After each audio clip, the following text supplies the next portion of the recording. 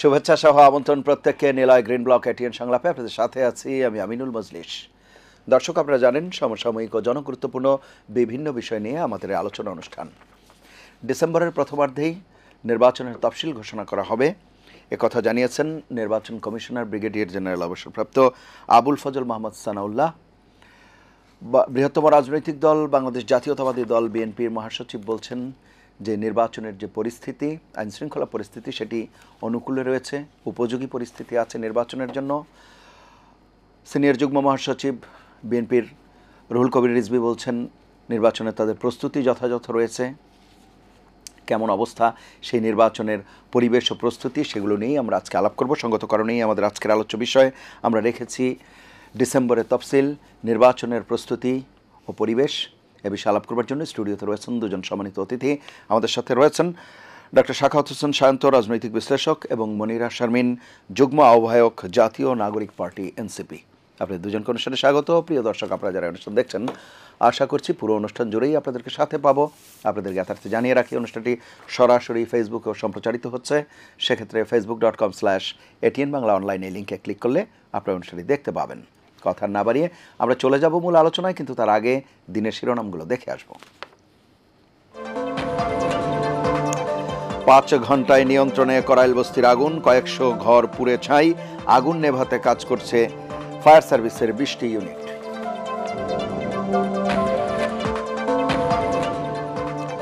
উপদেষ্টা পরিষদে পাশ হলো গণভোট আইন অধ্যাদেশ 2025। সংসদ নির্বাচন এবং গণভোটের কেন্দ্র একই হবে, ব্যালট পেপার হবে আলাদা। রাজনীতির সাথে জড়িতদের পর্যবেক্ষক নিয়োগ না দিতে দেশি সংস্থাগুলোর প্রতি আহ্বান সিসির। ভোটের সময় নিজেদের নিরাপত্তা চান প্রতিনিধিরা। সারা দেশে ভোটের হাওয়া বইছে, ঠাকুরগাঁয়ে মির্জা ফখরুল। আগামী নির্বাচনে দুর্নীতি ও সন্ত্রাসের বিরুদ্ধে রায় দেবে জনগণ, আশা জামায়াতের আমিরের। এমপি প্রার্থীদের হলফনামা যাচাই করবে দুদক। সম্পদের মিথ্যা তথ্য দিলেই ব্যবস্থা। 3 পিএস এপিএস এর বিরুদ্ধে দুর্নীতির অনুসন্ধান শেষ পর্যায়ে। এবং চট্টগ্রাম বন্দর পরিচালনায় বিদেশি কোম্পানির সাথে চুক্তি নিয়ে রিটের রায় 4 ডিসেম্বর। প্রভাবশালী মহলের স্বার্থে মামলা, মন্তব্য অ্যাটর্নি জেনারেল। দর্শক, আমরা দিনের শিরোনামগুলো শুনছিলাম। এবারে আমাদের যে আজকের আলোচ্য বিষয়ে সে ব্যাপারে আলাপ করব। প্রথমে মনিরা শারমিন, আপনাকে দিয়ে আলোচনা শুরু করছি। আমাদের যে আজকের আলোচ্য বিষয় ডিসেম্বরের তফসিল, নির্বাচনের প্রস্তুতি এবং পরিবেশ। প্রস্তুতির কথা রাজনৈতিক দলগুলোর পক্ষ থেকে দেখা যাচ্ছে, প্রস্তুতি দলগুলো তাদের প্রার্থী ঘোষণা করছে, মাঠেও সরব রয়েছে।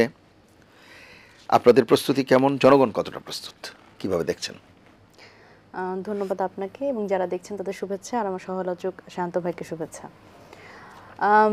জনগণের প্রস্তুতি আসলে আমার নির্বাচনী এলাকা যেটা নওগাঁ 5, সেখানে আমি 2-1 জনের সাথে কথা বলবার চেষ্টা করছি। ধরেন একেবারে রিকশাওয়ালা মামা থেকে শুরু করে ইনারা আসলে বলবার চেষ্টা করেন যখনই দেখেন যে মামা নির্বাচন কি হবে, মানে ওনাদের মধ্যে এখনো এই ধরনের সংশয়, যে তখন আমার উত্তর হয় যে কেন হবে না, এই যে আপনারা তো প্রচার প্রচারণা দেখছেন, মোটামুটি ব্যানার ফেস্টুন লেগে গেছে, কিন্তু ওনাদের মধ্যে এখনো এক ধরনের সংশয়।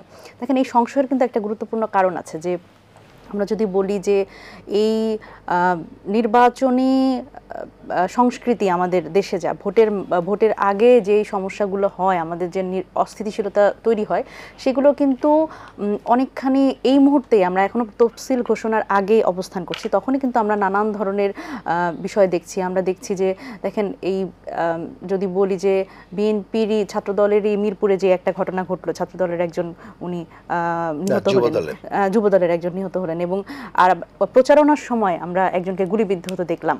এবং এই যে এক ধরনের ভয়ের সংস্কৃতি আছে, এটা কিন্তু সাধারণ মানুষকে আতঙ্কিত করে এবং অনাস্থা তৈরি হয়। এবং দেখেন যে আমাদের একজন খুব দায়িত্বশীল নেতা কিন্তু বলছিলেন যে প্রশাসনকে তাদের কথায় ওঠবস করবে। তো এই যে একটা ব্যাপার, যে যেখানে স্বাভাবিকভাবে করা হয়েছে জামায়াতের পক্ষ থেকে, জি, কিন্তু প্রথম দিকে কিন্তু আবার সেই কথাটা ডিনাই করা হচ্ছিল, যে তার ব্যক্তিগত মন্তব্য বলে নানান কিছু বলে। তো এই বিষয়গুলো কিন্তু আসলে আমাদের নির্বাচন নির্বাচন হবে এই বিষয়ে কোনো সন্দেহ নেই, কিন্তু কেমন হবে এই বিষয়ে কিন্তু জনমনে আতঙ্ক আছে এবং সন্দেহ আছে। সেই জায়গা থেকে আমরা যারা আসলে নতুনভাবে রাজনীতি করবার চেষ্টা করছি, আমরা এলাকায় যাচ্ছি, তো সেইখানে আসলে আমরা এই ধরনের নানান বাস্তবতা দেখে আমরা একটু চিন্তিত। তবে আমরা অবশ্যই আশা করব যে এই যেই ধরনের এক ধরনের অবস্থা তৈরি হয়েছে, এটি অবশ্যই সরকারের পক্ষ থেকে কঠোর হস্তে কিন্তু তাদের এটি নিশ্চিত করতে হবে। দেখেন, যখন আসলে এটা বলা সহজ যে সর্বকালের সর্বশ্রেষ্ঠ নির্বাচন উপহার দিবেন প্রধান উপদেষ্টা, উনি বারবার করেই বলছেন, উনি আজকেও বলেছেন।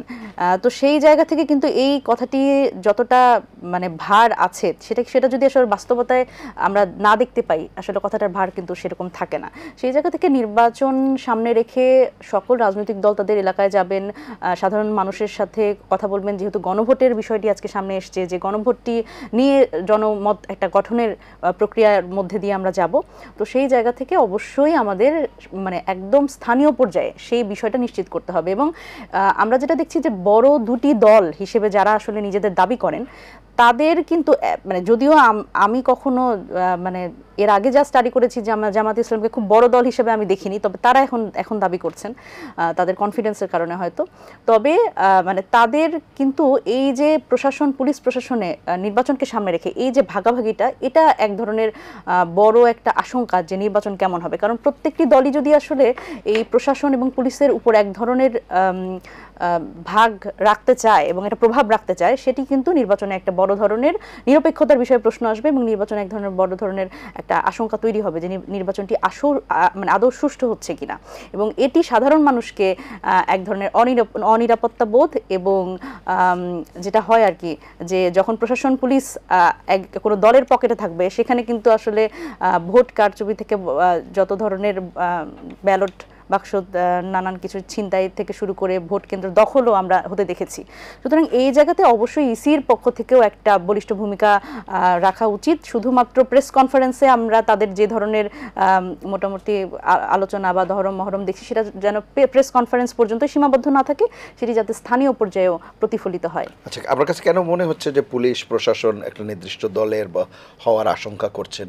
এটা মনে করছেন কেন? এখন তো যে সরকার, তারা তো অন্তর্বর্তীকালীন সরকার এবং কোনো রাজনৈতিক সরকার নয়, তারপরেও কেন এই আশঙ্কা করছেন? দেখেন, এই যে আমরা যদি বলি 5 আগস্ট পরবর্তী সময়ে আমরা যেই বাস্তবতায় আছি, সেখানে আমি যদি বলি পুলিশ প্রশাসন, এর মধ্যে তো আসলে ভাগ আছে। ভাগটা কি বলেন তো? সেটা হচ্ছে যে আওয়ামী লীগের এস্টাবলিশমেন্টের কিছু লোক তো আছে এখনো, আর বাকি থাকে হচ্ছে বিএনপি এবং জামাত। এই দুই মানে তারা তো কোনো না কোনোভাবে এই সময়েই আসলে তাদের নিয়োগটা হয়েছে। এবং আমাদের তো বাংলাদেশের যে প্রেক্ষাপট, বাংলাদেশের রাজনৈতিক প্রেক্ষাপট সবসময়ই প্রাতিষ্ঠানিক দলীয়করণে একটা বড় ভূমিকা রেখেছে। এবং প্রত্যেকটি রাজনৈতিক দলই কেউই আসলে চায়নি যে এই প্রাতিষ্ঠানিকভাবে এই যদি বলি সাংবিধানিক এবং সংবিধিবদ্ধ প্রতিষ্ঠানগুলো তারা হচ্ছে নিরপেক্ষ ভূমিকা পালন করুক। এবং এর একটা খুব বড় ব্যাপার কিন্তু 5 আগস্ট পরবর্তী সময় আমরা দেখেছি। আমরা যখন ঐক্যমত্য কমিশনে আলাপ করছিলাম এই বিষয়টি, যে সাংবিধানিক প্রতিষ্ঠানগুলো নিরপেক্ষ হোক, এটা আমরা চাই, সেখানে কিন্তু বড় দলগুলোর এক ধরনের আমি যদি বলি নাম ধরেই যদি বলি বিএনপি, সেখানে নোট অফ ডিসেন্ট দিয়ে রেখেছে। সুতরাং এই জায়গাটাতে আমাদের অবশ্যই, যদি আমরা গণতান্ত্রিক প্রক্রিয়া যেতে চাই, আমরা যদি চাই নির্বাচন কমিশন নিরপেক্ষ ভূমিকা পালন করুক, আমরা যদি চাই প্রশাসন দলীয়করণ এর বাইরে থাকুক, আমরা যদি চাই যে দুদক কিন্তু এখনো মানে সাংবিধানিক প্রতিষ্ঠান না, আমরা কিন্তু বলেছি যে দুদককেও আসলে সাংবিধানিক প্রতিষ্ঠান হিসেবে ঘোষণা করা। পিএসসি, দেখেন পিএসসি যেই পরিমাণ দলীয়করণ হয়েছে, এটা তো আমরা আসলে দেখেছি। আমরা এরকমও দেখেছি যে যেই বিসিএসটা আসলে এর আগে বন্ধ হয়ে গেছে, আওয়ামী লীগ সরকার এসে বন্ধ করে দিচ্ছে, সেই বিসিএস কিন্তু, এবং কোনো একটি এলাকা কেন্দ্রিক বিসিএস এর যারা আসলে হয়েছে, তারা কোনো একটি বিশেষ এলাকার লোকজন বেশি এখানে সুবিধা পেয়েছে, প্রাধান্য পেয়েছে। এইভাবে করে আসলে প্রাতিষ্ঠানিক যে দলীয়করণগুলো হয়েছে এবং পুলিশ প্রশাসনের সেটার একটা বড় দখল আছে। সেই জায়গা থেকে আমার মনে হয় যে পেশাদারিত্ব সামনে রেখে যদি আসলে পুলিশ প্রশাসন যদি তাদের দায়িত্বটা পালন করতো, সেক্ষেত্রে বাংলাদেশের এই বদলটা, বাংলাদেশের এই পরিবর্তনটা অনেক সহজ হতো। সেই জায়গা থেকে অবশ্যই রাজনৈতিক সদিচ্ছা থাকতে হবে। অন্তত 5 আগস্ট একটা গণ অভ্যুত্থান আমাদের যাতে এই শিক্ষাটা দিয়ে যায় যে আমরা আর এই প্রাতিষ্ঠানিক ফ্যাসিবাদী ব্যবস্থার মধ্যে আর না যাই, আমরা এইটুকু সদিচ্ছা দেখাই যে মানে প্রশাসন বলেন, পুলিশ বলেন, এবং এই পুরো দেশটা জনগণের হোক। জি, অসংখ্য ধন্যবাদ। আমি আবারও আসবো, শুনে আসি। ডক্টর সাখাওয়াত হোসেন শান্ত, শুনছিলেন আপনি প্রশাসন পুলিশ দলীয়করণের আশঙ্কা করছেন মনিরা শারমিন। আপনাকে ধন্যবাদ এবং আমার সঙ্গে আলোচনায় মনিরা শারমিন আছেন এবং যারা শুনছেন সবার জন্য শুভেচ্ছা রইল।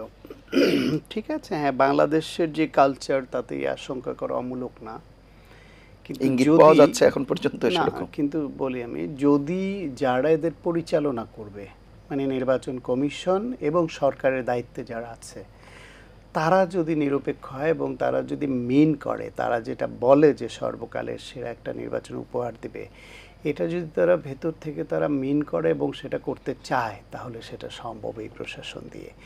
কারণ হচ্ছে প্রশাসনের লোকরা ওই সরকারের সিগন্যালের বাইরে যায় না।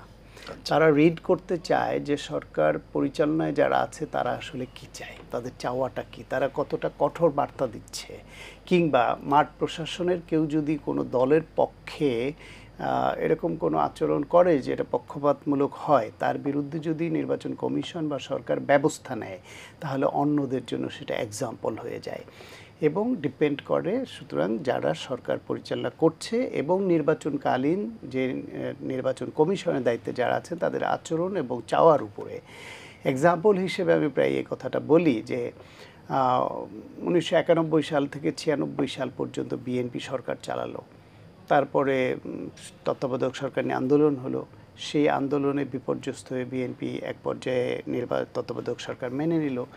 সেই তত্ত্বাবধায়ক সরকার কিন্তু মাত্র 3 মাসের মধ্যে একটা গ্রহণযোগ্য নির্বাচন করে ফেললো।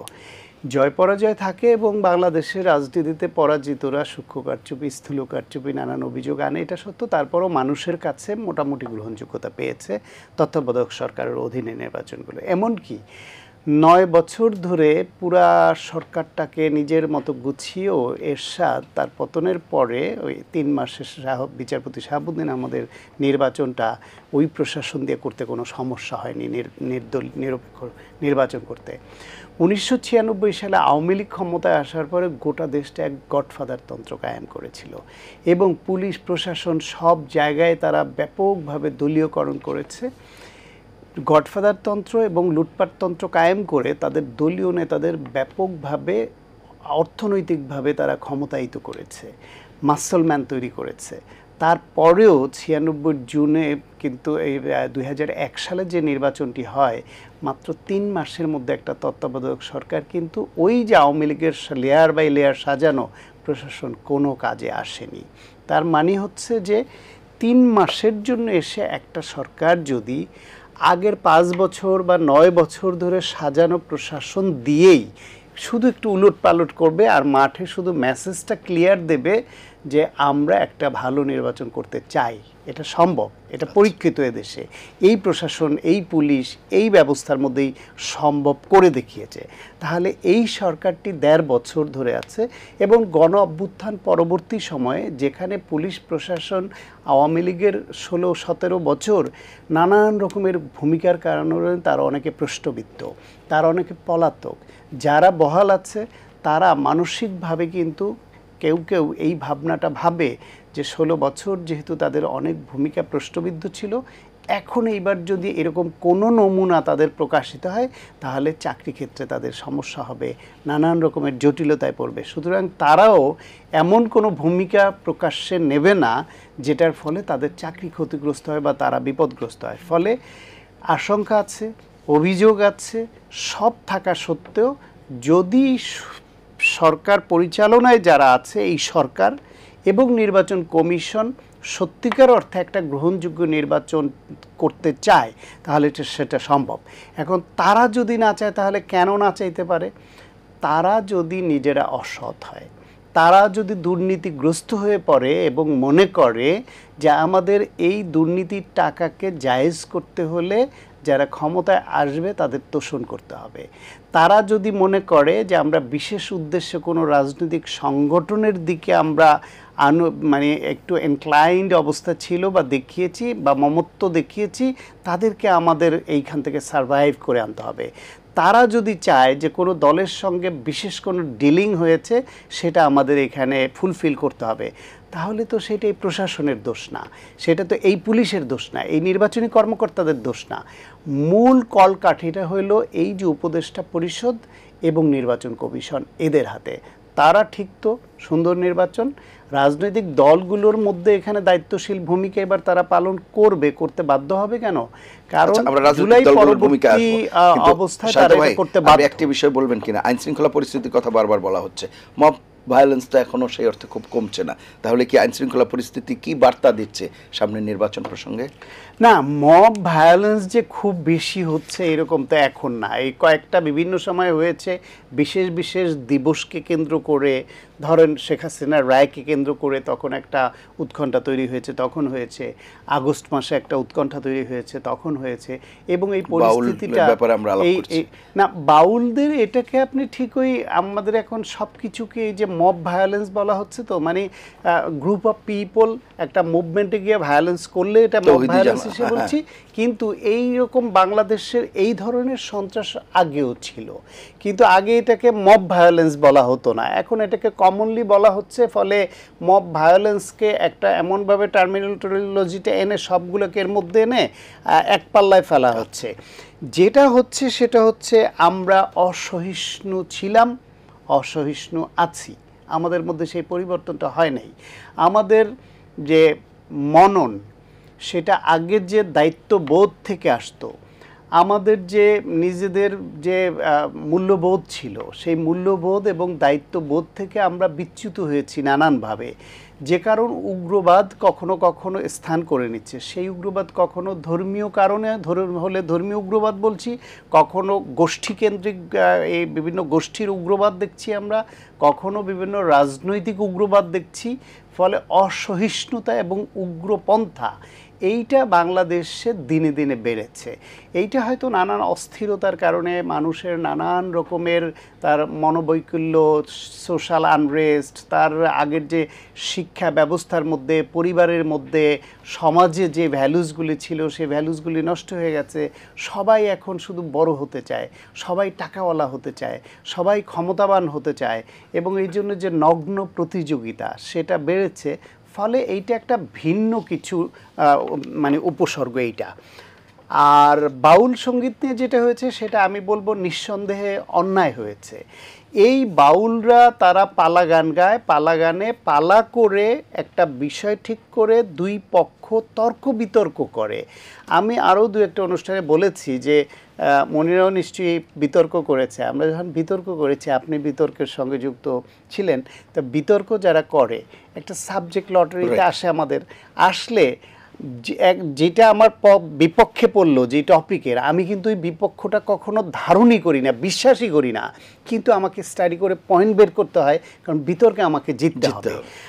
এই পালা গানগুলো ওই রকম, দুই পক্ষ একসঙ্গে হয়ে তারা তর্ক করে, যুক্তিতর্ক দেয়, নানান কথা বলে, এক পর্যায়ে গিয়ে পরে আবার কিন্তু সবাই মিলে একমত হয়ে শেষ করে, এটা মানুষকে আনন্দ দেওয়ার জন্য। হ্যাঁ, এটাও সত্য, সেটা করতে গিয়েও তাদের শব্দ চয়ন, ভাষায় সংযুক্ত হওয়া ভালো, যাতে কোনো ধর্মপ্রাণ মুসলমানের অনুভূতিতে আঘাত না লাগে। এখন আমাদের এখানে বিভিন্ন স্বার্থান্বেষী মহল যারা সমাজে আনরেস্ট তৈরি করতে চায়, বা এই যে ধর্মের নামে উন্মাদনা ছড়াতে চায় অথবা সোশ্যাল আনরেস্ট করতে চায়, সেই গ্রুপটা ওই 1 ঘন্টা বা 2 ঘন্টা থেকে তারা হয়তো 2 মিনিট কাট করে, 2 মিনিট কাট করে ওটুক ছড়িয়ে দিয়ে তার আগে পরে যে সে ইসলামের পক্ষেও অনেক গুণগান গাইলো, অনেক ভালো কথা বললো, সেটা ঢেকে যায়। তারপরও আমি বলবো তাদের শব্দচয়ন যদি খারাপ হয়ে থাকে, তারা যদি ধর্ম অবমাননাতে হয়ে থাকে সামগ্রিকভাবে, এটা মনে হয় সেটার জন্য ধর্ম অবমাননার বিষয়ে কিন্তু বাংলাদেশে আইন আছে, এবং সেটার জন্য আইন শৃঙ্খলা রক্ষাকারী বাহিনী আছে। ধর্মপ্রাণ মুসলমানরা যদি মনে করেন যে এটা প্রতিরোধ হওয়ার দরকার, তাহলে তাদেরকে আইনের হাতে সোপর্দ করতে পারেন। কিন্তু এই যে মৃত পীরের কবর থেকে লাশ তুলে পোড়াতে হবে, এই যে বাউল বলে তার প্রতি হেট্রেট ছড়াতে হবে এবং দলবদ্ধভাবে তৌহিদি জনতার নাম নিয়ে তাকে এইভাবে আক্রমণ করতে হবে, এর মাধ্যমে তারা কিন্তু ইসলামকেও প্রশ্নবিদ্ধ করছে। ইসলাম মানে এরকম ভায়োলেন্স না, ইসলাম মানে সব কিছুতেই তেরে গিয়ে মেরে বসা না। সুতরাং এখানে আরেকটু ধৈর্যশীলতার পরিচয় দিলে জাতি হিসেবে আমরা আরও উন্নততর বলে দাবি করতে পারবো, এবং আমাদের কাছে কেউ অনিরাপদ ভাববে না। আমাদের এখানে সংখ্যালঘুরা কেন অনিরাপদ ভাববে? তারা সংখ্যালঘু, আমাদের তো দায়িত্ব তাদেরকে এমনভাবে আগলে রাখা তারা যাতে মানসিকভাবে ফিল করে যে আই অ্যাম সেফ হেয়ার, তাদের ওই মানসিক নিরাপত্তাটা যে আমরা দিতে পারি নাই এটা তো সত্য। আমাদের কারো না কারো তো দোষ আছে। এই যে বাউল শিল্পী বলেন, বিভিন্ন সাধুসঙ্গ বলেন, হাজার বছরের কালচার এই অঞ্চলে তো এটা হয়ে আসছে, আপনি কি এটা বিলুপ্ত করে দিবেন? তাহলে তাদের মনে আপনি নিরাপত্তার ঘাটতির যে বিষয়টি তুলে ধরছেন, এটা তো একটা রাষ্ট্রের যে একটা সাম্য, একটা যে হারমোনি, সেটা তো নষ্ট করে দেয়। এটা তো ঠিক না। জি, অসংখ্য ধন্যবাদ। আমি আসবো আবার এই আলোচনায়, একটা বিরতি নিতে হবে। প্রিয় দর্শক, নিলয় গ্রিন ব্লক এটিএন সংলাপে পর্যায়ে নিচ্ছি বিরতি, থাকুন আমাদের সঙ্গে।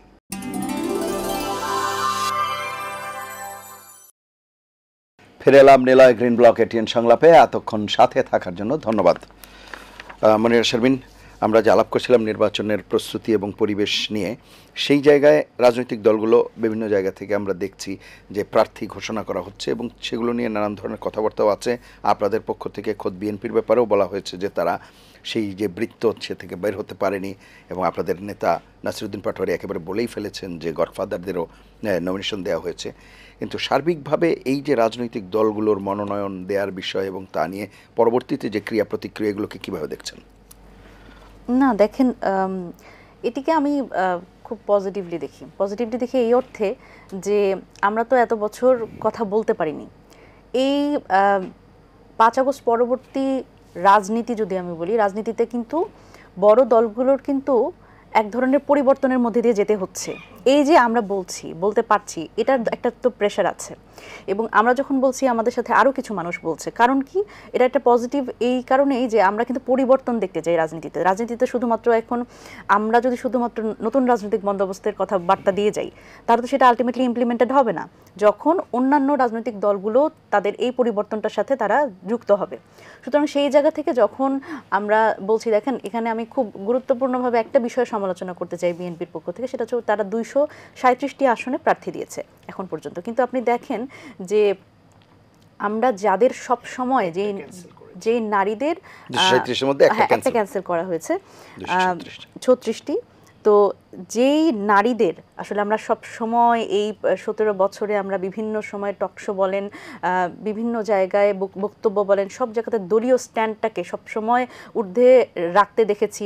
এর পক্ষে যুক্তিতর্কে আওয়ামী লীগের অনেক বড় বড় নেতার সাথে তারা একেবারে আমি কি বলবো, মানে একদম ভয়ঙ্করভাবে তারা তাদের ডিফিট করতে পেরেছে, তাদের যুক্তিতর্ক দিয়ে প্রশ্নবিদ্ধ করতে পেরেছে। সেই নারীদের কিন্তু আমরা দেখিনি এখানে এক ধরনের বিএনপির পক্ষ থেকে আমরা দেখেছি নারীদের ক্ষেত্রে তারা এক ধরনের, নারী বলেন পুরুষ বলেন, অনেক ক্ষেত্রে তারা পোষ্য কোটার গ্রহণ করেছে, এই নীতিতে তারা আছে। সুতরাং এই পোষ্য কোটার রাজনীতি থেকে তো আমাদের আসলে বের হয়ে আসতে হবে। এবং এই যে দেখেন অর্থের যে একটা কুপ্রভাব এখানে আছে রাজনীতিতে, নির্বাচনী সংস্কৃতিতে, সেটা হচ্ছে যার বেশি টাকা আছে তাকেই মনোনয়ন দেবার একটা আগ্রহ সকল রাজনৈতিক দলের। কিন্তু সেই জায়গা থেকে দেখেন আমরা কি কখনো দেখেছি যে রাজনৈতিক দলগুলো কিভাবে নমিনেশন দিবে এবং এই প্রক্রিয়াটা কেমন করে তাদের বাছাই করা হবে, কোন কোন ক্রাইটেরিয়ার বেসিসে তাদের বাছাই করা হবে, এটা কি সাধারণ মানুষ জানে না। কিন্তু এটা কিন্তু একদম একটা কালো কাপড় দিয়ে আবৃত করে রাখা হয়েছে সব সময়। সেই জায়গা থেকে আমাদের পক্ষ থেকে আমরা এই জায়গাতে নতুনভাবে চেষ্টা করেছি এটি যে মনোনয়ন প্রক্রিয়াটিও কিন্তু একদম ওপেন হতে পারে, যে কেউ মনোনয়নপত্র সংগ্রহ করতে পারে। এই একটা সংস্কৃতি যদি আমরা চালু করতে না পারি, তাহলে কিন্তু আমরা যে বলছি যে জনগণের হাতে ক্ষমতা দিতে হবে এবং এই যার টাকা আছে সেই শুধু রাজনীতি করবে, সেই নির্বাচনে দাঁড়াবে, সেই নমিনেশন পাবে, সেই টাকার প্রভাব স্থানীয় পর্যায়ে প্রভাব খাটাবে এবং তার মধ্যে সে নির্বাচিত হয়ে সংসদে যাবে। সুতরাং এটি তো পুরোপুরি এক ধরনের টাকার খেলা। এখানে তো সেই মানুষটার যোগ্যতা বলেন, সেই মানুষটার আসলে সে কি করবে, তার দলীয় স্ট্যান্ড, তার আদর্শ, কোনো কিছুই কিন্তু এখানে বিবেচ্য বিষয় হচ্ছে না। এবং স্থানীয় পর্যায়ে আমাদের লিমিটেশন, সবচেয়ে বড় লিমিটেশন হচ্ছে আমাদের যারা জনগণ তারা আসলে কখনো ভোটার হয়ে ওঠেনি। কারণ তাদের ভোটটা কেনা যায়, টাকা দিয়ে কেনা যায়, তাদের খুব ভালো কথায় কেনা যায়, তাদের একটা চায়ের দামেও আমরা ভোটটা কিনে নিতে দেখেছি এর আগেও। সুতরাং তাদের এই যে দেখেন গণভোটটা কিন্তু এই কারণে খুব গুরুত্বপূর্ণ যে আমাদের এই মানে হ্যাঁ ভোট বা না ভোট দুটির মধ্যে একটি তো জনগণ দিবে। তো সেই জায়গা থেকে আমাদের জনপ্রতিনিধি যারা হবেন বা যারা প্রার্থী হবেন তাদের কিন্তু এলাকায় গিয়ে এর বিষয়ে যদি তারা জনমত গঠন করতে চান, তাদের কিন্তু এই বিষয়গুলো বুঝিয়ে বলতে হবে। এবং আমার মনে হয় যে এই যে ধরেন ধরেন আমার নির্বাচনী আসনে এখানে যে পরিমাণ এর আগের আমি যখন স্টাডি করে দেখেছি যে আগের যিনি ছিলেন তার কি পরিমাণ অর্থ এখানে খরচ হয়েছে, সেটি হচ্ছে আমার চিন্তারও বাইরে।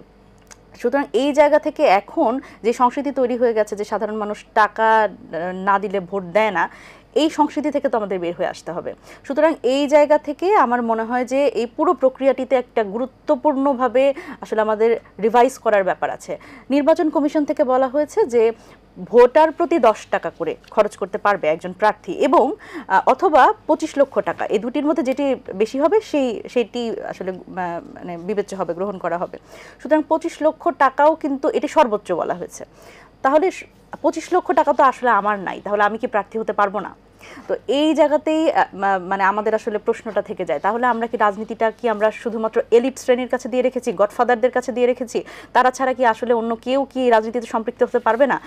আমরা আমাদের নমিনেশন যারা গ্রহণ করেছে, এরকম অনেক মানুষ গ্রহণ করেছে নমিনেশন, যারা আসলে খুব বেশি হলে হয়তো তারা 5 লাখ 6 লাখ টাকা নির্বাচনের জন্য খরচ করতে পারবে, এর বেশি পারবে না, কিন্তু তারাও কিন্তু নমিনেশন সংগ্রহ করেছে মানে আপনাদের দলের পক্ষ থেকে, আমাদের দলের পক্ষ থেকে। তো সুতরাং এই জায়গাতে হয়তো দেখেন, এই একজন শিক্ষক তিনি বহুদিন ধরে ভেবেছেন যে আমার কাছে আমি এই পলিসিটা জানি, বাংলাদেশের শিক্ষাক্ষেত্রে এই পলিসিটা গ্রহণ করলে বাংলাদেশের শিক্ষা খাতটা পরিবর্তনের মুখ দেখতে পারে। সেই জায়গা থেকে তার শিক্ষার পলিসিটা তো আমাদের প্রয়োজন দেশের জন্য, তাহলে তিনি যদি সংসদে গিয়ে কথা বলেন তাহলে সেটি গ্রহণযোগ্য অনেক বেশি হবে। সেখানে ধরেন আমরা দেখেছি যে স্বাস্থ্য খাত আমাদের যে অবস্থা, আমরা এই 5 আগস্ট পরবর্তী সময়ে আমরা দেখলাম যে এটার কোনো পরিবর্তন হয়নি, এবং এখানে আমার একজন রিকশাওয়ালা থেকে শুরু করে আমি যদি বলি একজন খুব খুব ধনী ব্যক্তি, তাদের তো আসলে স্বাস্থ্য সেবা পাবার ক্ষেত্রে তাদের আসলে খুব বেশি ভেদাভেদ করার সুযোগ হতো না। মানে আমার কথা হচ্ছে যে মানুষের আমার পকেটে কত টাকা আছে এটি দেখে তো আসলে আমার চিকিৎসা হবে না, আমার ক্যান্সারের চিকিৎসা হবে, আমার ডায়াবেটিক্সের চিকিৎসা হবে। তো আমার পকেটের টাকা দেখে কিন্তু বাংলাদেশই একমাত্র দেশ আমার মনে হয় পকেটে কত টাকা আছে এই দেখে আমার চিকিৎসা হয়।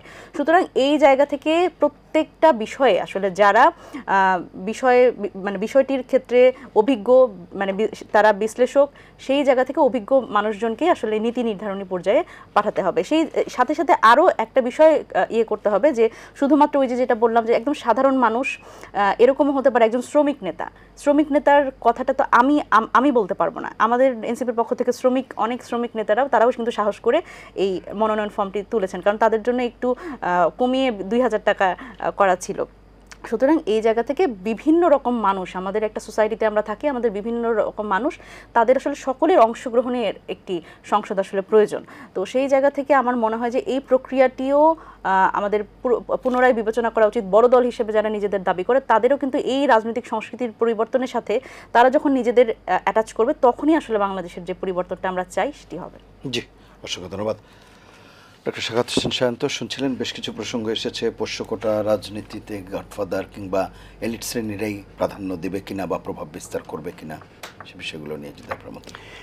প্রথম কথা হলো, হ্যাঁ, পোষ্যকোটা বলে আবার এইভাবে কটাক্ষ করা ঢালাওভাবে উচিত হবে না। এই জন্য যদি সে নেতার ছেলে বা মেয়ে, এটা তো রাজনীতি করবার জন্য তার কোনো অযোগ্যতা বা অপরাধ না।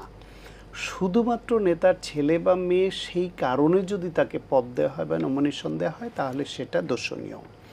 পৃথিবীর উন্নততর গণতান্ত্রিক দেশেও তো Bill Clinton wife Hillary Clinton, সেও তো প্রেসিডেন্ট ইলেকশন করে, বুশের ছেলে বুশ ইলেকশন করে, ইন্ডিয়া শ্রীলঙ্কার মতো আমাদের কাছাকাছি দেশও করে।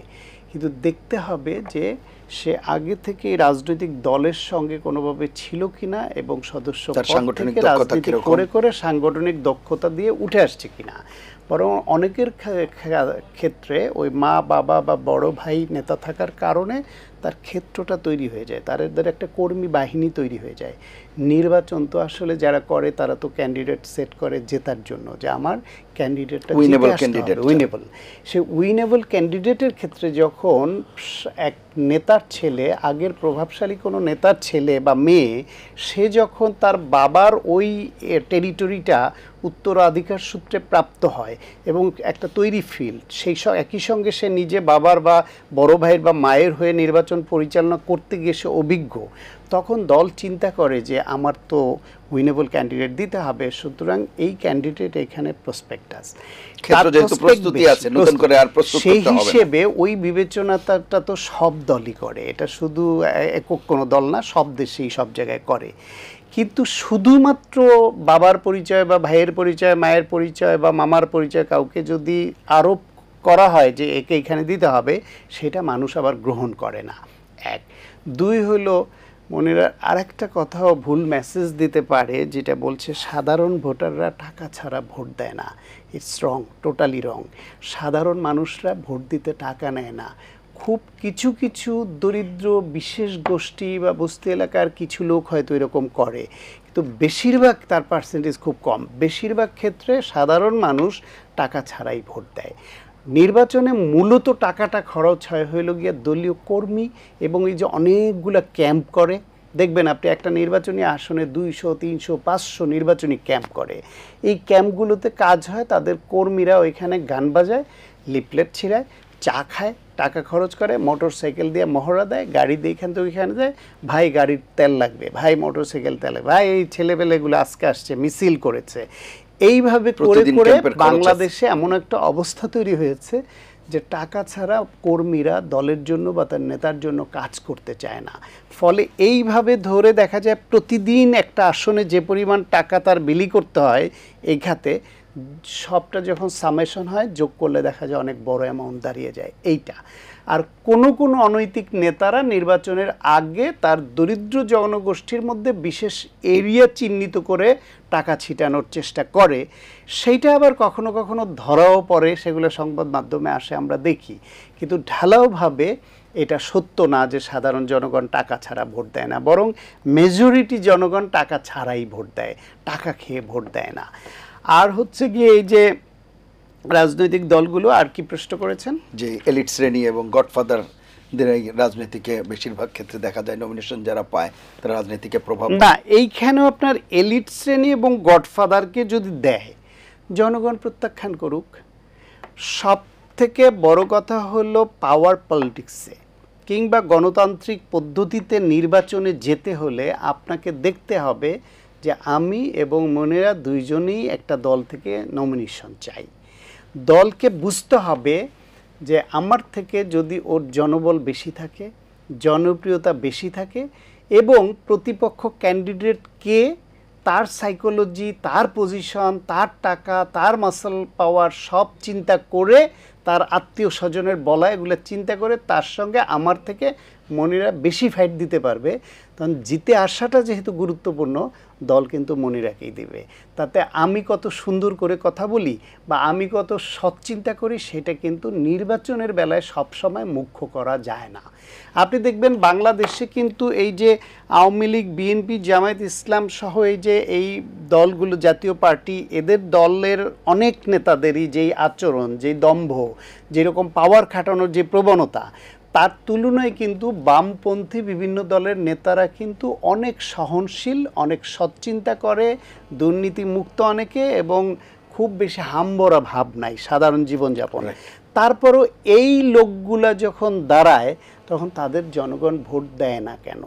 কারণ হচ্ছে পাবলিক মোবিলাইজ করার এইটা অন্য একটা মেকানিজম, সেই মেকানিজমে এরা এগোতে পারে না। এখানে টাকা ফ্যাক্টর, এখানে বহর লোকজন, কর্মী বাহিনী, দলীয় লোক প্রভাব, এইসব একটা বিষয় হয়ে দাঁড়ায়। আর একটা হচ্ছে গিয়ে মানুষ রিড করে অনেকগুলো পয়েন্ট, যেমন রিড করে তার মধ্যে আরেকটা পয়েন্টও তারা দেখে যে তার ভোটটা সে নষ্ট করতে চায় না। সে দেখে যে এইখানে প্রতিদ্বন্দ্বিতায় ফার্স্ট এবং সেকেন্ডের ব্যবধানটা কেমন। তাহলে যদি দেখা যায় ব্যবধানটা বেশি বা হওয়ার সম্ভাবনা ওর, আচ্ছা ঠিক আছে ভোটটা নষ্ট করব কেন, আমি ওকেই দেই, ঠিক আছে কিছু দোষ ত্রুটি আছে তবু এটা ভেবে দিয়ে দেয়। ফলে নির্বাচন একটা মাল্টিফ্যাক্টোরিয়াল বিষয়, নির্বাচনী ইকুয়েশন এত সহজ না। ফলে শুধুমাত্র পার্টিকুলার 2-4টা পয়েন্ট ধরে এটা করলে হয় না। আর এই কালচার একদিনে তৈরি হয়নি, এটা একদিনে বিলোপও করতে পারবো না আমরা। তবে এই অনিয়মগুলো, এই অসামঞ্জস্যগুলো এগুলো বলে যেতে হবে। মনিরা যেরকম বলছে, অনেকে বলছে, এগুলো বলে যেতে হবে। বলতে বলতে একসময় মানুষ সচেতন হবে। বাংলাদেশে দেখবেন আপনি অনেক উচ্চশিক্ষিত অনেক নেতা আসছে, অনেক যোগ্য, তারা ভোটে দাঁড়ালে ফেল করে। ডক্টর কামাল হোসেনের মতো লোক ফেল করেছেন। আবার অনেকে খুব সাধারণ, শিক্ষিত না, কাজে ওই রকম বিশেষ সুবিধা না, কিন্তু সে খুব জনপ্রিয়। কারণ হচ্ছে ওই মানুষটা সে সাধারণ মানুষের সঙ্গে মিশতে পারে, সে তাদের বিপদের গভীর রাতে লুঙ্গি পরে দৌড়ে তাদের সামনে চলে যেতে পারে। তার একজন অসুস্থ হয়েছে, তাকে হসপিটালে নিতে হবে, নিজে লোক পাঠায় বা খোঁজটা নেয়। ফলে পাবলিক রিলেশন একটা আলাদা সায়েন্স। এই সায়েন্সটা কখনো পাওয়ার লাগে, কখনোই ব্যবহার লাগে, কখনো টাকা লাগে, কখনো রাজনৈতিক প্রজ্ঞা লাগে, সব লাগে। আর বাংলাদেশে যেহেতু এমপি হওয়া মানে যে আইন প্রণেতা হবে, যেই কনসেপ্টে এমপির যে কাজ সেইখানে সীমাবদ্ধ নাই। তো এইখানে ওই গ্রামের অঞ্চলে তার খালটা ভেঙে গেলে সাঁকোটা বা পুলটা হবে, ওইটা এমপির কাছে তারা আশা করে। ওইখানে গ্রাম্য একটা সালিশ হবে, দেন দরবার করতে হবে, ওইটা তারা এমপির হস্তক্ষেপ কামনা করে। ওইখানে তার একটা হাটের ইজারা নিবে, সেটাও মনে করে এমপির হস্তক্ষেপ হইলে তার পাওয়া সহজ। ফলে বাংলাদেশের যে স্ট্রাকচারটা গড়ে উঠেছে সেটা খুব সহজে ভাঙা যাচ্ছে না, বা আস্তে আস্তে হয়তো এক সময়ের পরিবর্তন হবে। যে কারণে আমাদের শুধু ভোটারদের দোষ দিয়ে লাভ নাই, শুধু দলকে দোষ দিয়ে লাভ নাই, গোটা সিস্টেমটা বদলাতে না পারলে এইটা চলতেই থাকবে। আরেকটি বিষয় আপনার কাছে মনে হয় কেন, আপনি যেই কাঠামো বা সংস্কৃতির কথা বললেন দীর্ঘদিনের, এই সংস্কৃতির অংশই কি এরকম কি নেই যে বিএনপি নমিনেশন যাদের ব্যাপারে ঘোষণা করা হয়েছে, প্রার্থী ঘোষণা, তারপর থেকে আমরা দেখছি যে আজকেও রাজশাহীর তানোরে বিএনপির দুপক্ষের সংঘর্ষ, আহত 20। তারপরে আপনার কুষ্টিয়া 4 আসনে বিএনপির প্রার্থী পরিবর্তনের দাবিতে কাফনের কাপড় পরে বিক্ষোভ। এরকম আরও কয়েকটি, সুনামগঞ্জে 1 আসনে বিএনপি মনোনীত প্রার্থীর পক্ষে বিপক্ষে পাল্টাপাল্টি মিছিল বিভিন্ন জায়গায়। এগুলো কি এই সংস্কৃতি বা কাঠামোরই অংশ আপনার কাছে কি? আমি আসবো আপনার কাছে, একটা বিরতি নিয়ে এসে আমরা এই আলোচনায় আসছি। প্রিয় দর্শক, নিলয় গ্রিন ব্লক এটিএন সংলাপে পর্যায়ে নিচ্ছি আরও একটি বিরতি, থাকুন আমাদের সঙ্গে।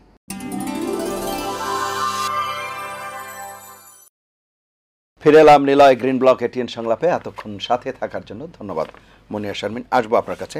আমি বিরতির আগে প্রশ্ন করেছিলাম স্বাগত হোসেন শান্ত, যে বিষয়টি বলছিলাম নির্বাচনের প্রার্থী ঘোষণা নিয়ে বিভিন্ন জায়গায়, এটিকে কীভাবে দেখছেন? না, এইটা অনাকাঙ্ক্ষিত। তবে বিএনপি যে ধরনের রাজনৈতিক দল, বিএনপি বামপন্থী কোনো ক্যাডারভিত্তিক রাজনৈতিক দল না, ধর্মভিত্তিক বিশেষ দলের মতো এরকম দলও না, ওই কাঠামো না। বিএনপি হচ্ছে বহুমতের, বহু মানুষের সমন্বয়ে এরকম একটা দল, এবং সেই দলে নেতার সংখ্যা অনেক বেশি। অনেকেই এই দল করতে গিয়ে নানান রকমের ত্যাগ স্বীকার করেছে, ক্ষতির সম্মুখীন হয়েছে, অর্থ ব্যয় করেছে, মায়ের খেয়েছে, জেল খেটেছে। ফলে সবাই মনে করে এটা তার পাওয়া উচিত। এখন না পেলে সে ক্ষুব্ধ হয়, যা তার থেকে বেশি ক্ষুব্ধ হয় তার কর্মীরা। কারণ হচ্ছে এখানে আবার মানে গ্রুপিংয়ের রাজনীতি, মানে একটা হচ্ছে দল থেকে দলের সঙ্গে তো একটা সমস্যা আছেই, দলের মধ্যে আবার ছোট গ্রুপিং থাকে, এই সব দলে উপদল থাকে। সেই গ্রুপিংয়ের কারণে যখন একজন নমিনেশন পায়, তখন তার যে পেল না, তার যে কর্মীরা, তারা সাংঘাতিকভাবে নিজেদের বঞ্চিত ভাবে, যে আমাদের তো তাহলে উনি এমপি হলে 5 বছরের জন্য আমাদের রাজনীতি শেষ হয়ে গেল। দল হিসেবে যেরকম মনে করে যে ওরা সরকার আসলে, আমরা বিরোধী দলে থাকলে 5 বছরের জন্য রাজনীতি শেষ হয়ে গেল, আমরা বিপদগ্রস্ত হলাম। দলের মধ্যেও আবার গ্রুপে একজন এমপি হয়ে গেলে তার প্রতিপক্ষ যে চেয়েছিল, তার পক্ষের কর্মী যারা, তারা কিছুটা ইগনোরড হয়, অবহেলিত হয়, সাপ্রেসড থাকে। তাদেরকে যিনি এমপি হচ্ছেন বা হবেন, তিনি তার সঙ্গের যারা একই দল, একই আদর্শের লোক, তাদের যে সমানভাবে টেনে নেওয়া, এটা আবার করেন না। বিভিন্ন রকমের দল ক্ষমতায় আসলে কিন্তু বৈধভাবেই বিভিন্ন রকমের সুবিধা দলের কর্মীরা পায়। একটা হাটের ইজারা, একটা বিভিন্ন কাজের, কিংবা একটা ব্যবসা, বৈধভাবেই একটা ব্যবসা বা একটা টেন্ডার পায়। এই জিনিসগুলোর ক্ষেত্রে দেখা যায় যে যিনি এমপি হন, তার কাছের যারা, তারা একটু আনুকূল্য প্রাপ্ত হন। ফলে এই যে এই সমস্যাটা, এটা পলিটিক্যাল স্ট্রাকচার, এই দলের ধরনটা এরকম যে এ থেকে এটাকে তুলে আনা সম্ভব না। বরং সেই বিবেচনায় অতীতে বিএনপিতে দেখবেন আপনি নমিনেশনের পরে ম্যাডাম খালেদা জিয়ার অফিসের ভেতরে বা বাইরে ওইখানেও অনেক অগ্রহণযোগ্য আচরণ ঘটেছে। অনাকাঙ্ক্ষিত ঘটনা এইবার ঘটেছে। যে এবং বিএনপি কিন্তু এইসব এড়ানোর জন্য এবং আরও অনেক কৌশলের কারণে অনেক আগে নমিনেশন ডিক্লেয়ার করে না, তারা একদম ইলেকশনের তফসিল ঘোষণার পরে করে। এইবার বিএনপি অনেক ঝুঁকি নিয়ে, ম্যাডাম অসুস্থ, তারেক রহমান দেশের বাইরে, তারপরেও এই দলটি অনেক দিন আগে নমিনেশন ঘোষণা করেছে, 237টা, পরে একটা ক্যান্সেল হলো 36টা। সেই তুলনায় এইবার আমাদের অবজারভেশন হচ্ছে এবং অনেকের সঙ্গে কথা বলে দেখেছি, মারামারি কম হয়েছে, সংঘর্ষ কম হয়েছে। মানে অনেক জায়গায় হয়েছে, প্রতিবাদ হয়েছে, রাস্তা ব্লক করেছে, টায়ার জ্বালিয়ে আগুন জ্বালিয়ে প্রতিবাদ করেছে, এই যে কাফনের কাপড় পরে প্রতিবাদ করা যে আমার ন্যায্য, আমাকে কেন দিবা না। কিন্তু দুই গ্রুপে যে খুনাখুনিতে প্রবৃত্ত হওয়া, এই রকম প্রবণতা আগে কোথাও কোথাও দেখা যেত এই দলের মধ্যে, সেইটা এইবার খুব মিনিমাম, খুব কম। তবে যেটুকু হয়েছে এটাও গ্রহণযোগ্য না। কম হয়েছে বলে খুশি হওয়ার কিছু নেই, বরং এটাও কি করে বন্ধ করা যায় এটা দলের দায়িত্ব। আরেকটা ব্যাপার মনে হয় কিনা আপনার, অন্যান্য বারের কথা আপনি বললেন, অন্যান্য বারের চেয়ে এবারের প্রেক্ষাপটটা এরকম কিনা যে এবারে অনেকে মনে করছেন যে নমিনেশন পাওয়া মানেই একেবারে এমপি নিশ্চিত হওয়া, বেশি অনেক ক্ষেত্রেই আমি অনেক জায়গাতেই এরকম কারণেও কি এটি বাড়ছে কিনা দ্বন্দ্বটি? না, এইরকম আমাদের আশঙ্কা ছিল যে এইবার বিএনপির মধ্যে এরকম একটা ভাব চলে আসছে যে জামাত যতই কথা বলুক, ওদের ভোটের পার্সেন্টেজ বাড়লেও এমপির সংখ্যা অত বাড়বে না। এনসিপি নতুন দল, এখনও ভোটের প্রতিদ্বন্দ্বিতা এমপি হয়ে আসার মতো পর্যায়ে মানে তেমন মনে করছে না অনেকে, বা অন্যান্য দলও ওই রকম শক্ত অবস্থানে নাই। ফলে বিএনপি মনে করবে যে আমি দলের টিকিট পাওয়া মানে এমপি। ফলে এই দলে এই এমপি পদ পাওয়ার জন্য মরিয়া হওয়ার সংখ্যা এত বেশি হবে যে মারামারি, কাটাকাটি, খুনোখুনি হতে পারে। দল এটা কিভাবে সামলাবে, অথবা নমিনেশন না পেয়ে অন্য দলে চলে যায় কিনা, এই ঝুঁকিটাও কতখানি আছে, কিভাবে সামলাবে, সেই আশঙ্কা অমূলক প্রমাণিত হয়েছে নমিনেশন ডিক্লেয়ারের পরে। ওই রকম খুব নোটিসেবল, খুব বেশি উৎকণ্ঠিত বা উদ্বেগ সৃষ্টি করবার মতো ঘটনা ঘটেনি। তারপরও আবারও বলছি, যেটা ঘটেছে সেটাও ভালো হয়নি। অসংখ্য ধন্যবাদ। মনিরা শারমিন, নমিনেশন পেপারের ব্যাপারে যে কথা আমরা বলছি সেই ব্যাপারে যদি কিছু যুক্ত করেন সেটি বলবেন। পাশাপাশি আপনার কাছে মনে হয় কিনা আইন শৃঙ্খলা পরিস্থিতির যে কথা দিয়ে আমরা শুরু করেছিলাম, আজকে যখন আমরা কথা বলছি তখন পুলিশ প্রশাসনে লটারির মাধ্যমে বিভিন্ন জায়গায় দায়িত্ব দেওয়া হয়েছে, এই বিষয়টিকেও কিভাবে দেখেন সেটিও একটু আলাপ করবেন। প্রথমত আমি একটা বিষয় একটু নোট দিই, সেটা হচ্ছে যে আমি যেটা বলছিলাম যে এই বাংলাদেশের জনগণ আসলে ভোটার হয়নি। আমরা আসলে রাজনৈতিক যে দলগুলো আছে তারাই আসলে আমরা আমাদের একটা প্রতারণামূলক আচরণ, যে তাদের আসলে আমরা ভোটার বানাইনি, অর্থাৎ রাজনৈতিকভাবে শিক্ষিত করিনি। যে আমাদের এখনো মার্কা দেখে ভোট দেওয়ার যে প্রবণতা আছে, বা ওই যে ভোট নষ্ট হবে এই একটা প্রবণতা, তো সেই জায়গা থেকে দেওয়ার দরকার নেই। সুতরাং এবং যার পেছনে লোক বেশি, যে পেশি শক্তির একটা ক্ষমতার কাছাকাছি যেতে পারে, তাদের একটা বিবেচনা করার এক ধরনের প্রবণতা। তো সেই জায়গা থেকে আমরা যেটা বলি সেটা হচ্ছে যে আমাদের একটা দায় আছে যে এই রাজনৈতিক পরিবর্তনের কথা যখন আমরা বলছি, আমরা মানে একদম সাধারণ মানুষকে রাজনৈতিকভাবে সুশিক্ষিত করারও একটা প্রক্রিয়ার মধ্যে দিয়ে আমাদের যেতে হবে, এবং এটির ক্ষেত্রে সকল রাজনৈতিক দলেরই আসলে সদিচ্ছা প্রয়োজন। তো সেই জায়গা থেকে আমরা কিন্তু এই একটা ভোট যে কত গুরুত্বপূর্ণ এবং এটি যে জনগণের জন্য আমানত, এটি আমরা সাধারণ মানুষের কাছে পৌঁছে দেওয়ার চেষ্টা করেছি, এবং আমরা এখনও সেই প্রক্রিয়ার মধ্যে দিয়েই আছি। আমাদের যারা নেতাকর্মী আছে তারা কিন্তু উঠান বৈঠকের মাধ্যমে এলাকায় এলাকায় কিন্তু এই বার্তাটি পৌঁছে দিচ্ছে। সুতরাং এই আশা আমরা করতেই পারি যে এই সংস্কৃতির একটা পরিবর্তন আমরা দেখতে পাবো। আরেকটা যেটা বললেন যে সেটা হচ্ছে আইন শৃঙ্খলার বিষয়ে, তো যেটা বললাম যে আসলে সরকারের পক্ষ থেকে এটি সবচেয়ে বেশি প্রোঅ্যাক্টিভলি এটি ডিল করতে হবে। সেটি লটারির মাধ্যমে ওনারা হয়তো এটি বিবেচনা করছেন যে যাতে স্বজনপ্রীতি অথবা তাদের পক্ষ থেকে এক ধরনের পজিশন করে দিলে হয়তো সেই স্বজনপ্রীতিটা বা কাউকে কোনো বিশেষ দলকে বা কোনো বিশেষ গোষ্ঠীকে সার্ভ করার যেই বিষয়টি সেটি হয়তো থাকবে না। তো এটি আসলে এভাবে করলে হয়তো এটা সরকারের পক্ষ থেকে করা হচ্ছে, এটি নিশ্চয়ই তাদের এক ধরনের প্ল্যান আছে।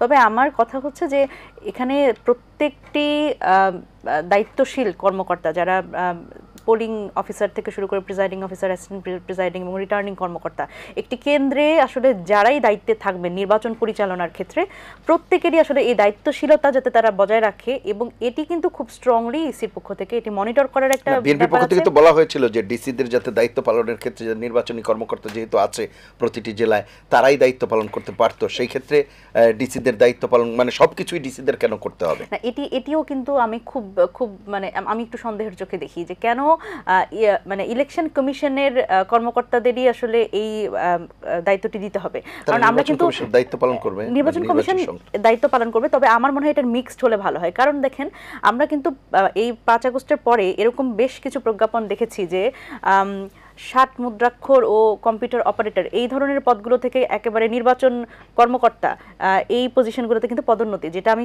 যদি বলি যে 13 গ্রেড থেকে একেবারে 10ম গ্রেডে বা 9ম গ্রেডে পদোন্নতি। সুতরাং এই যে এই ধরনের পদোন্নতিগুলো হয়েছে, এগুলো কিন্তু অনেক প্রশ্নের জন্ম দিয়েছে যে কেন আসলে এই মানুষগুলোকে মানে এত পদোন্নতি দিয়ে আসলে নির্বাচন কমিশনে কর্মকর্তা হিসেবে তাদের দেয়া হলো। সুতরাং এই একেবারে যদি কোনো দলের, যেটা দেখছি আমরা এখন পুলিশ প্রশাসনের উপর অনেক বেশি দখল রাখবার একটা প্রবণতা, আবার এখন তো আর দখল নাই, লটারি হয়ে গেল তো। হ্যাঁ, এটাই। আর আবার অনেক দলের দেখছি যে ইলেকশন কমিশনের প্রতি অনেক বেশি নির্ভরশীলতা। সুতরাং এই নির্ভরশীলতা মানে এরকম দুই পক্ষের দিকে না থেকে আমার মনে হয় এটা মিক্সড হলে ভালো হয়, এবং ইলেকশন কমিশন থেকে আসলে আমরা তো দীর্ঘদিন থেকে নির্বাচন কমিশনকে শক্তিশালী করার কথাই বলছিলাম, সেই জায়গায় তাদের ক্ষমতা যদি কিছুটা তাদেরকে দেয়া হয় তাতে দোষের কি, এরকম বলা হচ্ছে। ওটাই মানে এটি জানি শুধুমাত্র আবার ইলেকশন কমিশন নিয়ে আবার অনেক বেশি ওভার পাওয়ার না হয়ে যায়, এটিও আমাদের দেখতে হবে। শুনি বিষয়টা। হ্যাঁ, স্বাগত সায়ন্ত, কিভাবে দেখছেন? মানে আমি জানি না মনিরা শারমিন জব করেন কিনা, কোথাও চাকরি করেন কোথাও বা করেছেন? হ্যাঁ, করেছি। ওকে, করলে আপনি বুঝবেন যে বঞ্চিত হওয়াটা কতটা কষ্টের। আপনি কেন কোন যুক্তিতে এই কথা বলবেন যে মানে 13 গ্রেড থেকে তাকে 10 বা 9 আনা যাবে না? আমি একটা বিশ্ববিদ্যালয়ের শিক্ষক, 16 বছরের বেশি সময়ে, রানিং 17 বছর অ্যাসিস্ট্যান্ট প্রফেসর হয়ে থেকেছি, আমার ছাত্ররা প্রফেসর হয়ে গেছে। কেন? আমি যদি ওই সরকার বা ওই দলের সমালোচক না হতাম বা একটু তাদের সঙ্গে তাল মিলাতে পারতাম, তাহলে আমিও অনেক আগেই প্রফেসর হয়ে যেতে পারতাম। এখন আমি যে কারণে সরকারের অন্যায্য কারণে সায় না দেওয়া কিংবা তাদের সঙ্গে তাল না দেওয়া, অথবা তাদের অনুসারী অনুগামী না হওয়া, অথবা তাদের বিরুদ্ধে অবস্থান করবার কারণে আমি যে বঞ্চিত হলাম, এখন আমার একটা প্রমোশন কি আমার প্রাপ্য মনে হয় না আপনার? সুতরাং যাদেরকে প্রমোশন দেওয়া হয়েছে ভেরি লজিক্যালি এবং কারেক্টলি দেওয়া হয়েছে, এটা না দিলে তাদের প্রতি অবিচার যে করছিল আগে, সেই অবিচারটাকে জাস্টিফাই করা হয়। সুতরাং এইটা সিস্টেম পরিবর্তন আপনি পরে করবেন, কিন্তু এখন যে 16 বছর ধরে বঞ্চিত করে যেভাবে ডিপ্রাইভড করেছে, এই ডিপ্রাইভ লোকদেরকে আপনি এই অবস্থায় প্রমোশন না দিয়ে রাখতে বলেন? সুতরাং না, সবার বঞ্চনা সমান না। নিশ্চয়ই আপনি 16 বছর ধরে এই সরকারের বিরুদ্ধে আমার মতো করে যুদ্ধ করেননি, নিশ্চয়ই আপনি 17 বছর ধরে এক পদে থাকেননি, নিশ্চয়ই আপনার চাকরিচ্যুত হয়ে হাইকোর্টের বারান্দায় আমার মতো আপনার ঘুরতে হয়নি, নিশ্চয়ই আমার মতো সাসপেন্ডেড হয়ে আপনার থাকতে হয়নি। সুতরাং আমি আমার কথা এটুকু বললাম, আমি সরাসরি কোনো দলের সদস্য না, আমি শুধুমাত্র সরকারের আওয়ামী ফ্যাসিবাদের সমালোচক ছিলাম, তাতে আমার এই পরিণতি হয়েছে, এবং সর্বশেষ গণ অভ্যুত্থানের সময় আমার জেল খাটতে হয়েছে। এখন আপনি এসে যদি বলেন যে আমাকে পদোন্নয়ন করলে, আমি বিএনপির পক্ষে কথা বলি, বিএনপি এম্পাওয়ার্ড হয়ে গেল, সুতরাং পদোন্নতি দেওয়া যাবে, ইট ইজ নট কারেক্ট, এটা উচিত না, এটা সঙ্গত না। বরং পদোন্নতির পক্ষে কথা বলেন আর দাবি তোলেন যেন এরা নিরপেক্ষ আচরণ করে, এদেরকে অবশ্যই নিরপেক্ষ আচরণ করতে।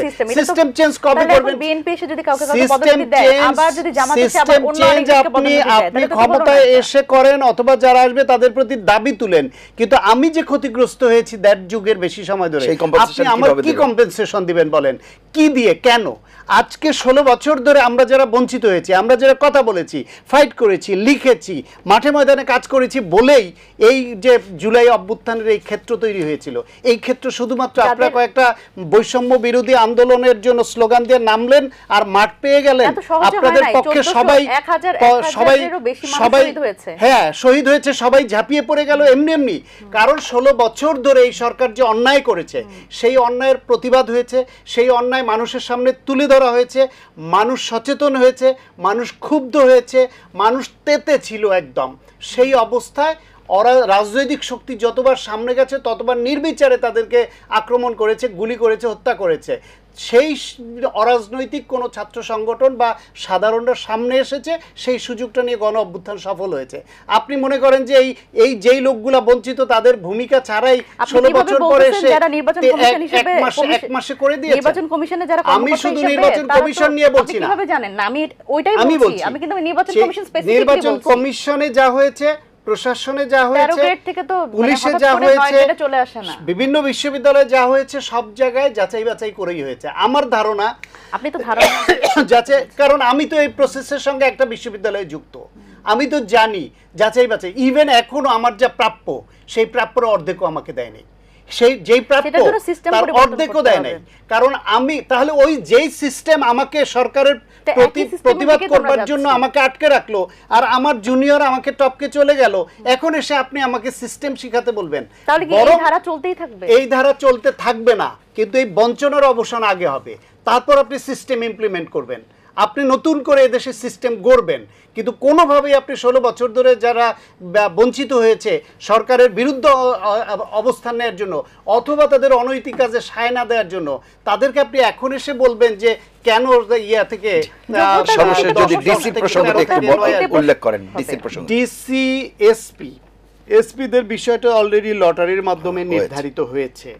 বাংলাদেশে মিসট্রাস্টের জায়গাটা এমন জায়গায় গেছে যে কেউ কাউকে বিশ্বাস করে না। জামাতের তরফ থেকেই প্রথম এই লটারির প্রসঙ্গটা আনা হয়েছে যে লটারি হলে অসুবিধা নাই। সরকার এমন এক বেকায়দায় পড়েছে, যাকে দিবে সে যদি নিরপেক্ষ হয় বিএনপির সঙ্গে তার সখ্য কম থাকলে বলবে জামাতের অথবা এনসিপির, জামাতের না হইলে সে বলবে বিএনপির, এনসিপি বলবে আমাদের নয় জামাতের, বিএনপির। সুতরাং এই সরকার এই যে পদায়নটা করবে, তারা করবেটা কি বলেন? যে সব এই দলগুলো যা করছে, ঠিক আছে আপনারাও চেয়েছেন, হয়েছে লটারিতে হয়েছে, লটারির মাধ্যমে ভাগ্যের উপর ছেড়ে দিল করেন। এখন সেই ক্ষেত্রে কিছু না কিছু তো করতে হবে, কিন্তু নির্বাচন কমিশনের হাতে দায়িত্ব গেলে সুবিধা কি বলি আপনাকে। নির্বাচনে যদি আপনার ওসি, এসপি, ডিসি এবং ডিসি নির্বাচন পরিচালনার প্রধান ব্যক্তি থাকে, রিটার্নিং কর্মকর্তা থাকে, এইটা হওয়াতে কি হয়, ওরা হইল সরকারি কর্মচারী। তারা 3 দিনের জন্য নির্বাচন কমিশনের হাতে আসে, তাদের পরবর্তী প্রমোশন, পোস্টিং, সে কি খাগড়াছড়ি থাকবে না ঢাকায় থাকবে, তার পদোন্নতি কতদিন পরে হবে, সেটা কিন্তু সরকারে যারা আসবে তারা নির্ধারণ করে, কমিশন না। ফলে ওই 3 দিনের কমিশনের নির্দেশ সব তারা অনেক সময় প্রতিপালন করে না। বরং যদি ওই জায়গায় নির্বাচন অফিসের লোকজনকে দেওয়া যায় এবং নির্বাচন কমিশন যদি একটু সৎ হয় এবং মনে করে যে আমরা নির্বাচনটা ঠিকভাবে করব, তাহলে যেহেতু নির্বাচন কমিশনের কর্মকর্তাদের প্রমোশন বলেন, তাদের বিভিন্ন সুযোগ সুবিধা বলেন, কমিশনের হাতে, তাদের দিয়ে স্বচ্ছ নির্বাচন করানো সহজ যদি তারা চায়। আর যদি তারা চায় তাইলে অনেক সময় মাঠ প্রশাসন তাদের কন্ট্রোলে থাকে না, নানান কৌশল অবলম্বন করে। যদি কিছু যুক্ত করেন শেষ করব আমরা, 30 সেকেন্ড। দেখেন, প্রথমত হচ্ছে নির্বাচন কমিশনের কথা বলা হচ্ছে, নির্বাচন কমিশনকে দায়িত্ব দিলে হয়তো সুষ্ঠু নির্বাচন উপহার দিতে পারবে, কিন্তু নির্বাচন কমিশনই তো আসলে দলীয় অনেক আচরণ করেছে, দলীয় প্রতিষ্ঠানের মতো আচরণ করেছে। সেই বিষয়ে তো আমাদের সবসময় একটা প্রতিবাদ ছিল। তো সেই জায়গা থেকে তারা কতটা নিরপেক্ষ ভূমিকা পালন করবে, এটিও একটা প্রশ্ন। এবং দেখেন, এই যে বঞ্চিতদের কথা আসছে বারবার করে, বঞ্চিত, আমরা যদি এই ভিসিএস সাইকেলের মধ্যে চলে যাই যে একটা সরকার আসছে তারপরে অন্য কেউ বঞ্চিত হচ্ছে, আবার আরেকটা সরকার আসছে তাদের আবার পদোন্নতি দেওয়া হচ্ছে, সুতরাং এই ভিসিএস সাইকেলের মধ্যে আসলে আমাদের যাওয়া ঠিক না। আমাদের সিস্টেমের প্রতি গুরুত্ব দেওয়া উচিত এবং বাংলাদেশ যে গণতান্ত্রিক পরিবর্তনের যে সুযোগটা পেয়েছে এটি আসলে কাজে লাগানো উচিত এবং সকল রাজনৈতিক দলের আসলে এই ক্ষেত্রে সদিচ্ছা প্রয়োজন। অসংখ্য ধন্যবাদ আপনাদের দুজন করেছেন অংশ নেওয়ার জন্য। প্রিয় দর্শক, এই ছিল আজকের নিলয় গ্রিন ব্লক এটিএন সংলাপ। পরবর্তী অনুষ্ঠান দেখার আমন্ত্রণ জানিয়ে বিদায় নিচ্ছি। সবাই ভালো থাকবেন, সুস্থ থাকবেন, আশা করি এটিএন বাংলার সঙ্গেই থাকবেন। আল্লাহ হাফেজ।